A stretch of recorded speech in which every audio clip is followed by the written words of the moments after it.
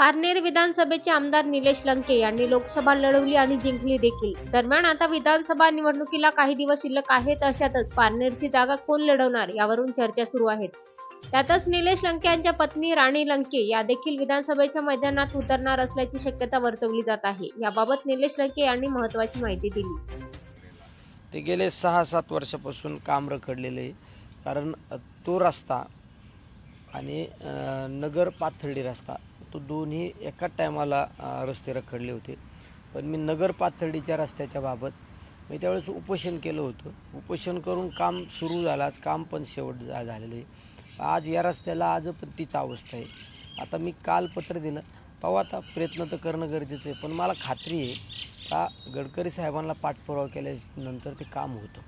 पारनेरमधून तुम्ही पहिले आमदार होते. आता जनतेला हा प्रश्न आहे की पारनेरमधून आमदार कोण होणार, तुमच्या पक्षाचा उमेदवार कोण असणार? आमच्या पक्षाचा उमेदवार कोण असणार हे ठरवणारा मी कार्यकर्ता नाही. कारण प्रत्येक पक्षाला नेते मंडळी असतात आणि त्या नेतृत्व ज्याला उमेदवारी देईन त्याचं काम करणं हे माझी जबाबदारी असणार आहे.